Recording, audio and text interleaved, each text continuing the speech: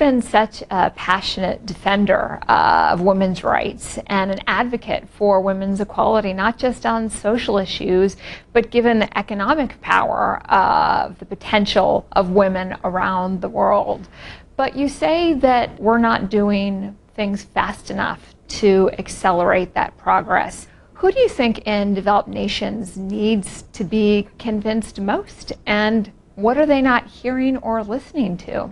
I think it's an issue that cuts across all economies. It's an issue for advanced economies, particularly some of them. I'll come back to that in a second. But it's also a big issue for emerging market and developing countries. In the developed economies, I would say that women have made great stride, progress. They are better represented and they're more engaged in the economies, in the politics, in social life.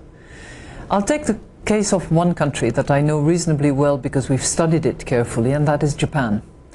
Japan has very well-educated, very bright women, and yet they are way behind relative to other women in terms of access to the labor market. For that economy where the population is aging, it would be a great pity not to recognize the contribution that women can make to the economy in all areas.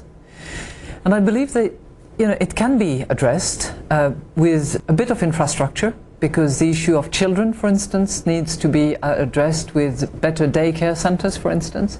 It's also a cultural issue.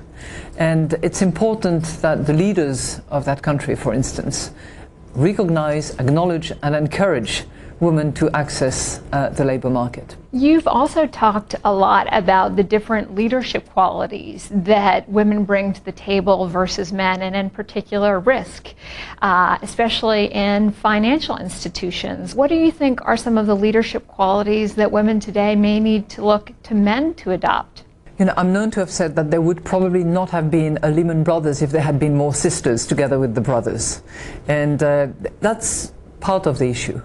Diversity, mixing of views, debates are generally positive forces and generally conducive to more stability than single gender world and sort of so cohesive thinking that it begins to sort of blur the picture. Added to which, I think women in general tend to be a little bit more risk adverse than men. And I'm not suggesting that we should eliminate risk. I think we should calibrate risk, we should price risks.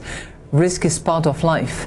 But to have some who are a bit risk adverse with some who are, pro-risk is actually producing a good mixture, which I think is a little more conducive to stability again.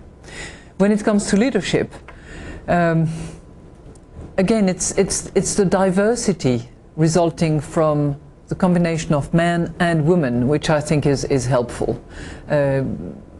I don't want to generalize and assume that men are more sort of A-types and women are more inclusive and more consensual.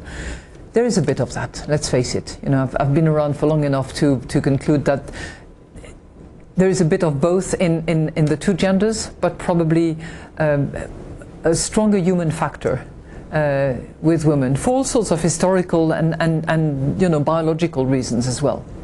You've been someone who has risen up the ranks and built an extraordinary career in largely male-dominated fields. How has gender influenced your career, both in ways that have created unique challenges, but also opportunities for you? You spend your life with your childhood. And I have lived with extraordinary women, whether it was my grandmother, my mother. My father passed away when I was 16, and my mother had to just face the hardship of a large family and single income and a desire to make sure that we were properly brought up with a lot of culture, a lot of civilization around us and a lot of love. But I was witness to a woman who single-handedly brought up the entire family and managed to do everything. She was a horse rider, she was a teacher, she was a mother, she was a car racer. She was an extraordinary role model for me, and that, I think, has been the first sort of ground floor for me from which to build and from which to have enough confidence to do the things that I thought were right. You talked about success in an interview in an interesting way. You said, "Success is never complete. It's an endless combat. Each morning one must put one's capacities to the test once again." How do you get the motivation and the energy to go to combat every single day?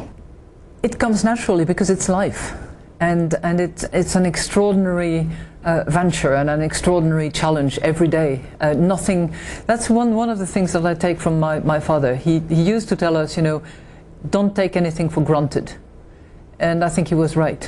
Every day you have to just prove yourself and convince and move forward and challenge yourself all the time and doubt all the time too. What piece of advice would you give to young women today? Grit your teeth and smile. And in the face of adversity, go. They don't deserve you.